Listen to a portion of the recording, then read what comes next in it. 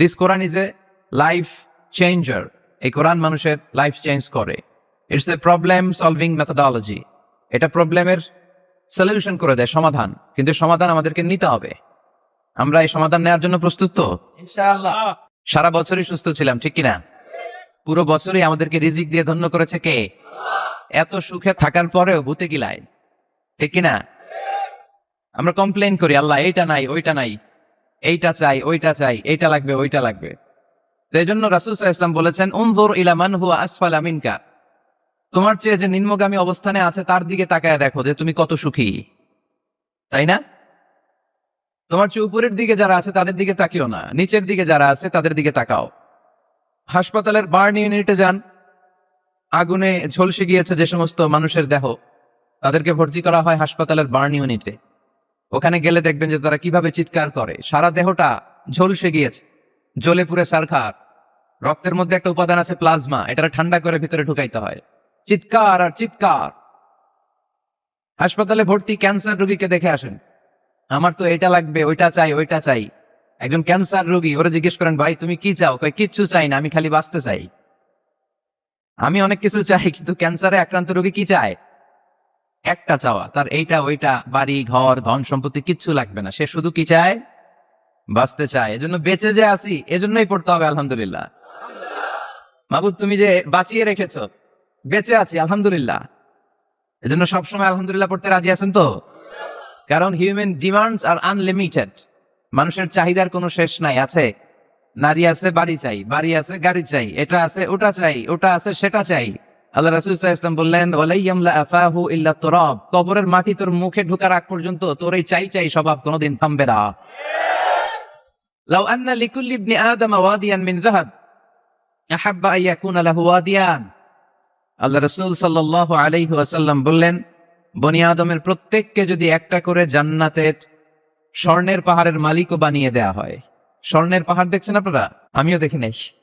এই স্বর্ণের পাহাড় প্রত্যেককে যদি একটা করে আল্লাহ মালিক বানিয়ে দেয়, তারপরেও আমরা প্রত্যেকে আরেকটা পাহাড়ের মালিক হওয়ার জন্য ট্রাই করব। স্বভাব। আসলে সমস্যাটা কি? স্বভাব। বুঝে শুনে উত্তর করেন তো, একটা স্বর্ণের পাহাড়ের মালিক যদি আমি হই, শুধু আমি না, আমার 14 পুরুষ এটারে বিক্রি করে খেয়েও কি শেষ করতে পারবো? তাইলে আরেকটা স্বর্ণের পাহাড় লাগবে কেন আমার? আল্লাহ রাসূল সাল্লাল্লাহু আলাইহি ওয়াসাল্লাম বললেন, একটা স্বর্ণের পাহাড়ের মালিক হলেও আরেকটা স্বর্ণের পাহাড়ের জন্য মানুষ পাগল হয়ে যাবে। ওয়ালাইয়ামলা আফাহু ইল্লা তুরাব। কবরের মাটি যেদিন ওর মুখে না ঢুকবে, ওর এই খাই খাই নাই নাই এই স্বভাব তার বন্ধ হবে। আমরা ওই অকৃতজ্ঞশীল বান্দাদের অন্তর্ভুক্ত হতে চাই।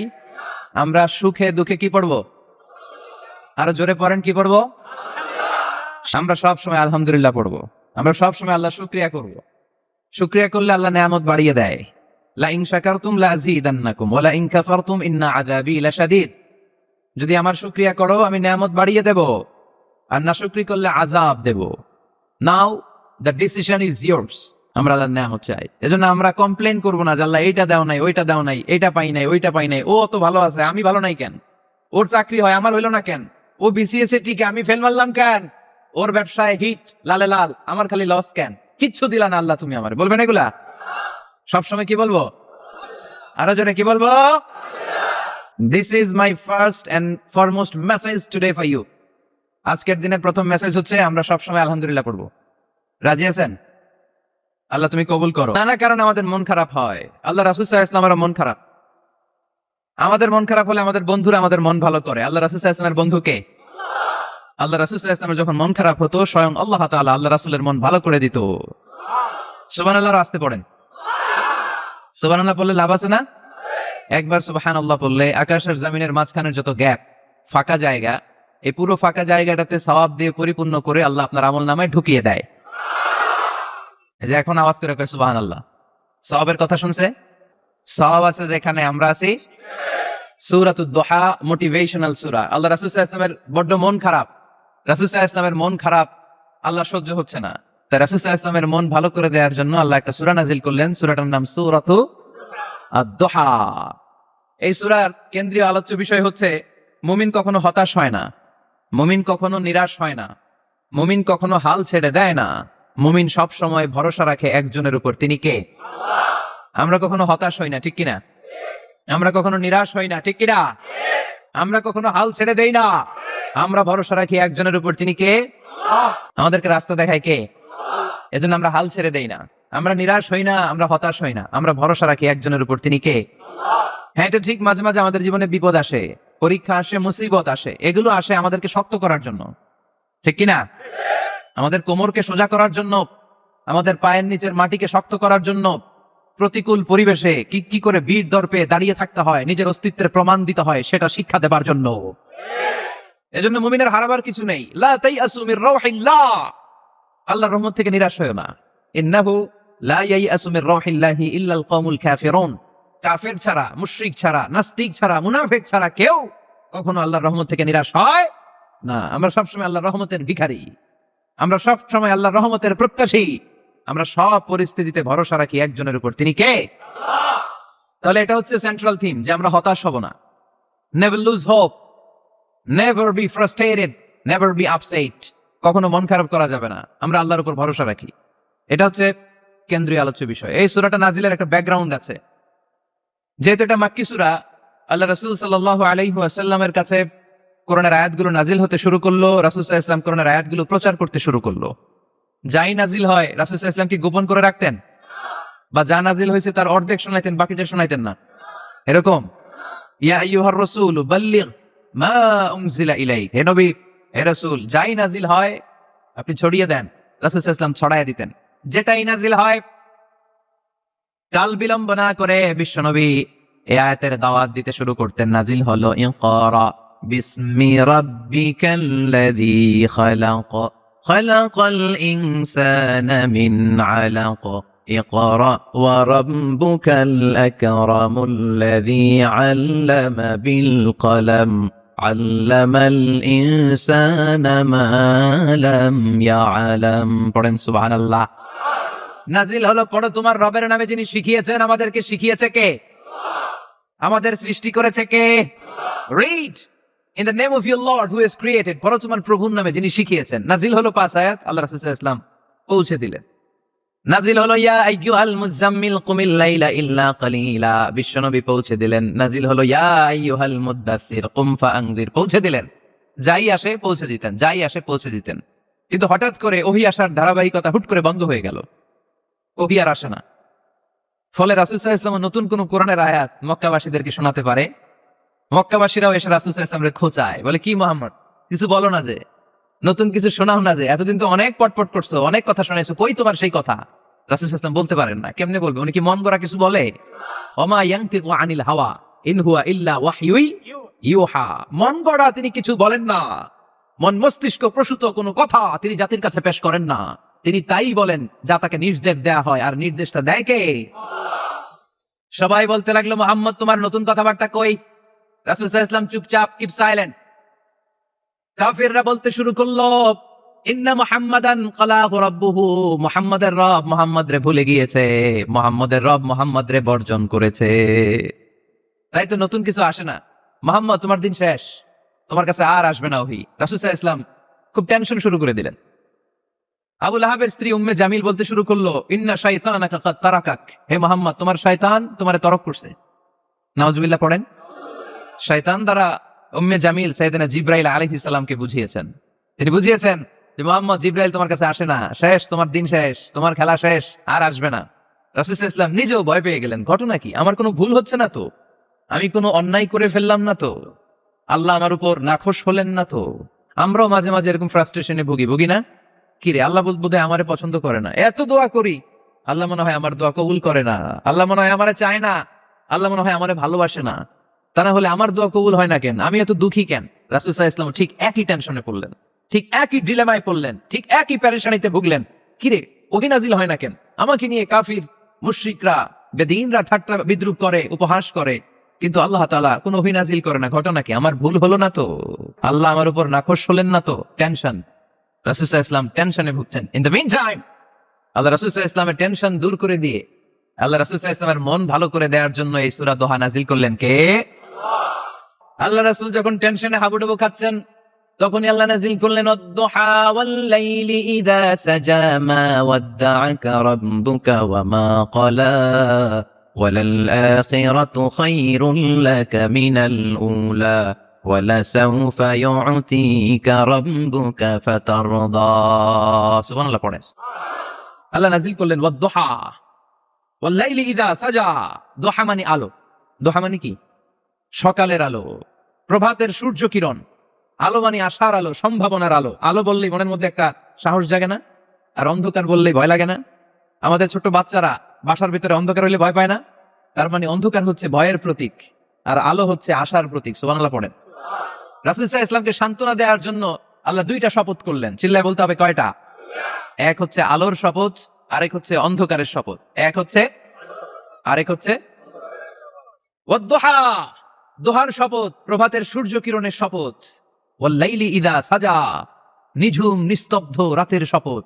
আল্লাহ তাআলা আলো আর অন্ধকারের শপথ দিয়ে মূলত ওহী আশা আর না আশাকে বুঝিয়েছেন। সুবহানাল্লাহ পড়েন। আলোকে আল্লাহ তাআলা ওহীর উপস্থিতির সাথে তুলনা করেছেন, অন্ধকারকে রাব্বুল আলামিন এই সূরার মধ্যে ওহীর অনুপস্থিতিকে বুঝিয়েছেন। আল্লাহ বুঝাতে চাইলেন, নবী আমি আপনারে ভুলি নাই। কেমন করে আমি আপনারে ভুলি? আপনি আমার হাবিব, ঠিক কি না? আপনি আমার খলিল না, আপনি আমার হাবিব। খলিল মানেও বন্ধু, হাবিব মানেও বন্ধু। ইব্রাহিম আলাইহিস সালাম ছিলেন খলিল, আর আল্লাহ রাসূল ছিলেন হাবিব। খলিলও বন্ধু, হাবিবও বন্ধু, কিন্তু খলিল মানে এমন বন্ধু যে বন্ধু আল্লাহরে খুশি করার জন্য কাজ করে, আর হাবিব মানে এমন বন্ধু যেই বন্ধুরে খুশি রাখার জন্য আল্লাহ নিজেই কাজ করে।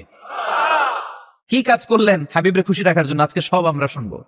আল্লাহ বললেন ওয়াদ-দুহা ওয়াল-লাইলি ইযা সাজা, আলোর শপথ, অন্ধকারের শপথ। দুহা মানে আলো, প্রভাতের আলো। আলো দিয়ে আল্লাহ বুঝাইলেন এটা হচ্ছে ওহী। আর ওয়াল-লাইলি ইযা সাজা, রাতের শপথ দিয়ে বুঝালেন এটা ওহীর অনুপস্থিতি।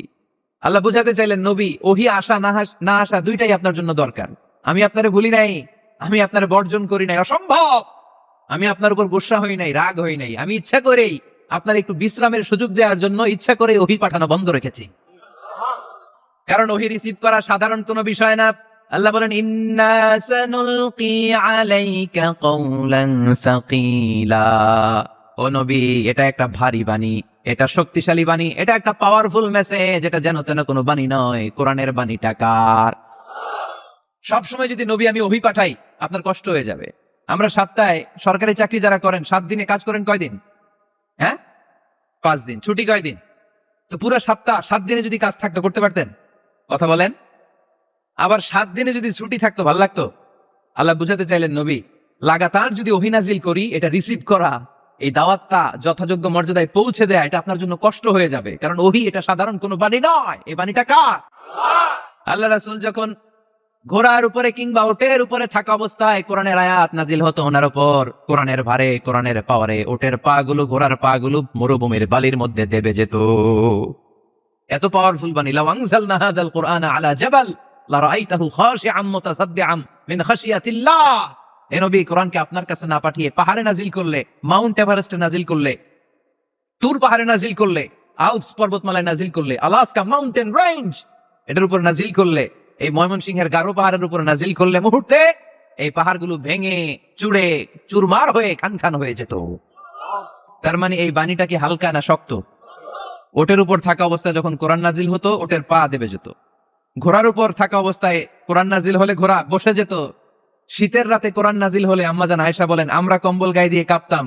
ওয়া ইন্না জাবিনাহু লা ইয়াতাফাসসাদু আরাকান, রাসূল সাল্লাল্লাহু আলাইহি ওয়াসাল্লামের দাড়ি আর থুতনি বেয়ে ঝরঝর করে ঘাম ঝরতো। এক সাহাবীর মাথার মধ্যে পা রেখে বিশ্বনবী শুয়ে আছেন। ঘন্টাখানিক শুয়ে থাকলেন। সাহাবী বলে আমার ব্যথা লাগে না। বিশ্বনবী শুয়ে আছেন, হঠাৎ করে বিশ্বনবী ঘুম থেকে জাগলেন, কিন্তু এই সাহাবীর রানের উপর থেকে মাথা তোলেন নাই। ইন দা মিন টাইম কোরআনের আয়াত নাজিল হওয়া শুরু হলো। সাহাবী বলেন 1 ঘন্টা শুয়ে আছে আমি টের পাই না, কিন্তু যখন কোরআনের আয়াত নাজিল হলো মনে হলো উহুদ পাহাড়টা আমার পায়ের উপরে চেপে বসেছে। ঘন্টাখানিক শুয়ে আছে বিশ্বনবী সাইয়েদনা যায়েদ রাদিয়াল্লাহু তাআলা আনহুর রানের মধ্যে মাথা রেখে। উনি টেরই পাচ্ছেন না, কিন্তু ইন দা মিন টাইম হঠাৎ করে সাইয়েদনা জিবরাইল কোরআনের আয়াত নিয়ে আসলেন। বিষ্ণু ইসা ইসলাম কোরআনের আয়াত রিসিভ করতে শুরু করলেন। যখনই কোরআনের আয়াত নাজিল হলো সাহাবী বলেন বিশ্বনবীর মাথার ওজনটা এত বেড়ে গেল আমার মনে হচ্ছে মুহূর্তের মধ্যে আমার পায়ের রান ফেটে খান খান হয়ে যাবে। তার মানে এই কোরআনের মধ্যে পাওয়ার আছে না নাই? এটাকে হালকা বাণী না ভারী বাণী? প্রতিদিন যদি ভারী ভারী কথা বিশ্বনবীর কাছে রিসিভ হয়, বিশ্বনবী এই ওহীর ভার স্নায়ুতে সহ্য করতে পারবে?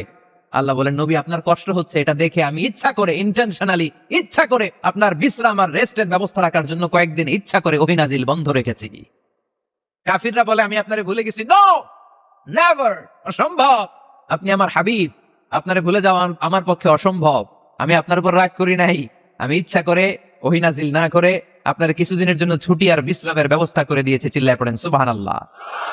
এজন্য আল্লাহ শপথ করে বললেন, ওয়াদ-দুহা ওয়াল-লাইলি ইযা সাজা মা ওয়াদ্দাআকা রাব্বুকা ওয়া মা ক্বালা। আলোর শপথ, অন্ধকারের শপথ। তারপরে বিশ্বনবীর রব্বুল আলামিন তিনটা কনফার্মেশন শোনালেন। কয়টা? প্রথমে দুইটা ওথ, মানে দুইটা শপথ, তারপরে তিনটা কনফার্মেশন, তারপরে তিনটা রিমাইন্ডার, এন্ড ফাইনালি তিনটা ওয়ার্ক প্ল্যান, মানে কর্মসূচি। বাংলায় বললে প্রথমে আল্লাহ দুইটা শপথ করেছেন, তারপরে দুইটা কনফার্মেশন করেছেন, মানে আমি আপনাকে কনফার্ম করলাম যে এগুলো আমি আপনাকে দেব, তারপরে তিনটা রিমাইন্ডার দিয়েছেন, নবী আগে আপনারা কি দিছি শোনেন, আর সর্বশেষ আল্লাহ তাআলা বিশ্ব নবীকে তিনটা ওয়ার্ক প্ল্যান দিয়েছেন, মানে কর্মসূচি। চিল্লায় পড়তে হবে সুবহানাল্লাহ। কনফার্মেশন নাম্বার 1, মা ওয়াদ্দাআকা রাব্বুকা ওয়া মা ক্বালা। ও নবী, চিন্তা করবেন না, আমি আপনারে ভুলি নাই, আমি আপনারে বর্জন করি নাই। কাফেররা যে বলে আমি আপনারে ছেড়ে দিয়েছি, ভুলে গিয়েছি, নো, আমি আপনারে ভুলি নাই, আপনারে ভুলা আমার পক্ষে সম্ভব না। সুবহানাল্লাহ পড়েন। 2 নাম্বার কনফার্মেশন আল্লাহ বললেন, ওয়ালাল আখিরাতু খায়রুল লাকা মিনাল উলা। পড়েন, ওয়ালাল আখিরাতু খায়রুল লাকা মিনাল উলা। ও নবী, দুনিয়ার জীবনের চাইতে আখিরাতের জীবন আপনার জন্য শ্রেষ্ঠ। কিন্তু আমরা দুনিয়ার পিছনে পড়ে থাকি। আল্লাহ বললেন, ওয়ালাল আখিরাতু, অবশ্যই আখিরাত, খায়রুল লাকা, আপনার জন্য উত্তম, মিনাল উলা, এই দুনিয়ার চেয়ে, and verily indeed the hereafter is far better for you than this dunya. অবশ্যই অবশ্যই এই দুনিয়ার ক্ষণস্থায়ী জীবন আপনার জন্য উত্তম নয়, আখিরাত এই দুনিয়ার চেয়ে 1000 গুণ বেশি উত্তম। চিল্লায় কোন সুবহানাল্লাহ। আবার আরেকটা আয়াতে আল্লাহ বললেন, বাল তুসিরুনাল হায়াতাদ দুনিয়া ওয়াল আখিরাতু খায়রুন ওয়া আবাকা। তোমরা এই দুনিয়ার জীবনকে প্রাধান্য দিয়ে থাকো, কিন্তু দুনিয়াটা শ্রেষ্ঠ নয়, আল্লাহর কাছে আখিরাত হলো শ্রেষ্ঠ, আখিরাত হলো স্থায়ী। সুবহানাল্লাহ পড়েন। তাহলে প্রথমে কনফার্ম করলেন নবী, নো টেনশন, নো টেনশন, আমি আপনার সাথে আছি। আল্লাহ যদি সাথে থাকে আর কিছু লাগে? 2 নাম্বার কনফার্মেশন। আচ্ছা, আমরা মাঝে মাঝে মেসেজ পাঠালে মেসেজ পৌঁছলো কিনা কনফার্মেশন আছে না? কনফার্মেশন মেসেজ পাঠায় না? একটা টপ আপ করলাম বা ইন্টারনেটের প্যাকেজ নিলাম, এটা অ্যাক্টিভ হলো কিনা একটা কনফার্মেশন মেসেজ আসে না? প্রথম কনফার্মেশন, নবী আমি আপনার সাথে আছি। দ্বিতীয় কনফার্মেশন, নবী এই দুনিয়ায় সাময়িক কিছু কষ্ট করেন, কিন্তু আখিরাতে আপনার জন্য কল্যাণ রেখে দিয়েছে কে? 3 নাম্বার কনফার্মেশন, আল্লাহ বললেন, ওয়ালা সাউফা ইউতিকা রাব্বুকা ফাতারদা। ও নবী, আমি আপনার সাথে আছি, আখিরাতকে আপনার জন্য সাজিয়ে প্রস্তুত করে রেখেছি, আর এই দুনিয়ার বুকে এমন এমন জিনিস আমি আপনারে দান করব, এগুলো পেয়ে দুনিয়ায় আপনি খুশি হয়ে যাবে। এমন এমন জিনিস আমি আপনাকে দেব, and verily I'm going to give you something that will make you happy. ও নবী, এমন এমন জিনিস আমি মাক্কি জীবন থেকে শুরু করে until your death, আপনার মৃত্যু পর্যন্ত আমি দেব, এগুলো পেয়ে আপনি খুশি হয়ে যাবেন। সুবহানাল্লাহ। বাড়িতে যে বলেন, দিবে কে? খুশি করবেন কারে? আল্লাহকে, বিশ্বনবী সাল্লাল্লাহু আলাইহি ওয়াসাল্লামকে। খুশি করবেন কে? আর খুশি হবে কে? বিশ্বনবী। সুবহানাল্লাহ পড়েন। ওয়ালা সাউফা ইউতিকা রাব্বুকা ফাতারদা। নবী, এমন এমন জিনিস আমি আপনাকে দেব, আপনার এই পেরেশানি, দুঃখ, কষ্ট আপনার থাকবে না। কখনোই আমি আপনার মন খারাপ হতে দেব না। যখনই আপনি চিন্তিত, যখনই আপনি টেনশনে আছেন, যখনই আপনি পেরেশানিতে আছেন, এমন নাজ নেয়ামতার খুশামদেদ আপনারে শোনাবো, সুখের সংবাদ শোনাবো, ওই সংবাদ শুনে আপনি নবী খুশি হয়ে যাবেন। তার মানে নবীর মন ভালো করার দায়িত্ব নিছে কে? কি আল্লাহ পাইছি আমরা। বিশ্বনবীর মন খারাপ, তখনই আল্লাহ অ্যাক্টিভ, তখনই আল্লাহ নেয়ামত পাঠায়। কিভাবে বিশ্বনবীর মন ভালো করেন আল্লাহ? মক্কাতে বিশ্বনবী যখন দাওয়াতি কাজ শুরু করলেন, বিশ্বনবী দেখলেন মক্কায় 2টা লোক আছে, এই 2 লোকের এক লোক যদি আমার ইসলামের ছায়ার তলে না আসে, তাহলে মক্কায় ইসলামের দাওয়াতকে বেগবান করা আমার জন্য কঠিন হয়ে যাবে। বিশ্বনবী ইসলামের মন খারাপ, হায় রে, এই 2টার একজনও তো আমার কথা শোনে না, এই 2 জনের একজনও তো আমার দাওয়াত কবুল করে না। একদিন তাহাজ্জুদের সালাতে বিষ্ণু ইসলাম কেঁদে কেঁদে আল্লাহর কাছে দোয়া শুরু করলেন। বিশ্বনবীর যে মন খারাপ, আল্লাহ তো এটা বোঝে টোঝে না, তাই না? আল্লাহ তো বোঝে দেখে না, না? তাহাজ্জুদের নামাজে ভারাক্রান্ত মন নিয়ে আল্লাহ রাসূল সাল্লাল্লাহু আলাইহি ওয়াসাল্লাম দোয়া করলেন, আল্লাহুম্মা আইজ্জাল ইসলামা বিআহাব্বির রাজুলাইনি ইনদাক। আল্লাহ, মক্কার 2টা লোকের নাম তোমার কাছে বলবো আজকের তাহাজ্জুদের মুনাজাতে। 2টা লোকের নাম তোমার কাছে তাহাজ্জুদের ফরিয়াদে আমি উল্লেখ করব। 2টা লাগবে না, 2 জনের একজনকে দিলেই হবে। আল্লাহ রাসূল দোয়া করলেন, আল্লাহুম্মা আইজ্জাল ইসলাম বিআহাব্বির রাজুলাইনি ইনদাক। আল্লাহ, মক্কার 2 জনের একজনকে আমি চাই, এই 2 জনের যে কোনো একজন যেন কালিমা পড়ে মুসলমান হয়ে যায়। আল্লাহ রাসূল দোয়া করলেন, আল্লাহুম্মা আইজ্জাল ইসলাম বিআহাব্বির রাজুলাইনি ইনদাক বিউমর ইবনে আল খাত্তাব আও আবি জাহল ইবনে হিশাম। আল্লাহ, হিশামের বেটা আবু জাহেল এরে দাও, নাইলে খাত্তাবের বেটা ওমর রে দাও। সুবহানাল্লাহ পড়বেন না? কিন্তু আল্লাহ রাসূলের দোয়া কবুল হয় না। আল্লাহ রাসূল অপেক্ষা করছেন। ইন দা মিন টাইম সাফা পাহাড়ের পাদদেশে আরকাম ইবনে দারিল আরকামের ঘরে বিশ্বনবী বসে বসে কোরআনের দাওয়াত লুকিয়ে লুকিয়ে দিচ্ছিলেন। সাইয়েদনা ওমর ফারুক তখনও কালিমা পড়েন নাই। তিনি বিশাল একটা নাঙ্গা তলোয়ার নিয়ে বিশ্বনবীকে আক্রমণ করার জন্য যখন দারুল আরকামের ঘরের দিকে ছুটে আসছেন, সাহাবারা বলতে শুরু করলো, নবী আপনি ওই দরজা দিয়ে তাড়াতাড়ি মুহূর্তেই পালিয়ে যান, ওমরে ফারুক তলোয়ার নিয়ে আপনার সামনে চলে এলে রক্ষা নাই। আল্লাহ রাসূল বললেন, তোমরা সরব, দরজাটা খুলে দাও, ওমরকে আমার সামনে তাড়াতাড়ি চলে আসতে দাও। আমার মনে হচ্ছে ওই যে তাহাজ্জুদের জায়নামাজে বসে চোখের পানি ছেড়ে আল্লাহর কাছে যে ওই দিন রাতে দোয়া করেছি, আজকে আমার দোয়াটা কবুল হতে চলেছে। আমার তো মনে হচ্ছে আমার দোয়াটা কবুল হতে চলেছে, সরে যাও। হামজা ইবনে আব্দুল মুত্তালিব চাচারে সরাই দিলেন। সাইয়েদনা ওমর ফারুক তলোয়ার নিয়ে এসে বিশ্বনবীর নূরানী চেহারার দিকে তাকিয়ে মুহূর্তেই কুপকাত হয়ে গেলেন।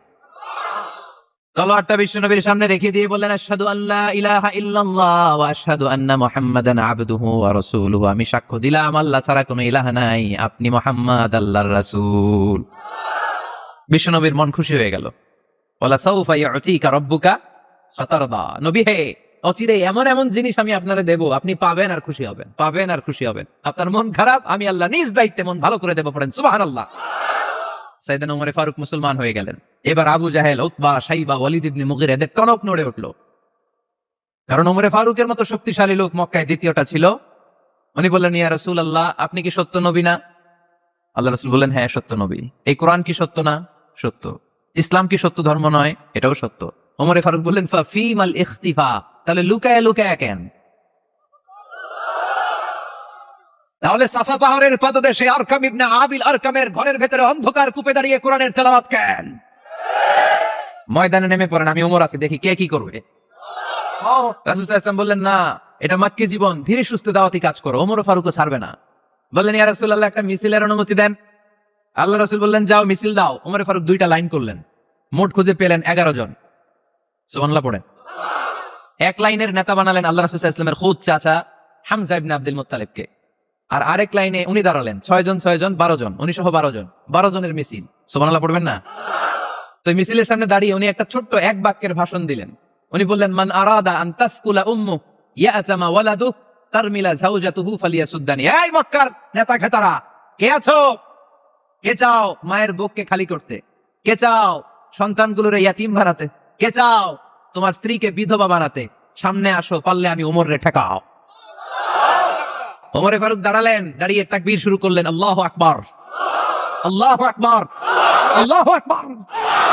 এক একটা স্লোগানে মক্কার মরুজমিন সেদিন থারথার করে কেঁপেছে। ইতিহাস সাক্ষী, আবু জাহেল, উতবা, শাইবা এই আল্লাহু আকবার স্লোগান আর শুনে নাই। হঠাৎ ভাবলো, ঘটনা কি? কার এত সাহস আমার নির্বাচনী এলাকায় আল্লাহু আকবার নামে স্লোগান দেয়? নেমে আসলো, ঘর থেকে বাইরে আইসা দেখে মিছিলের সামনে কে?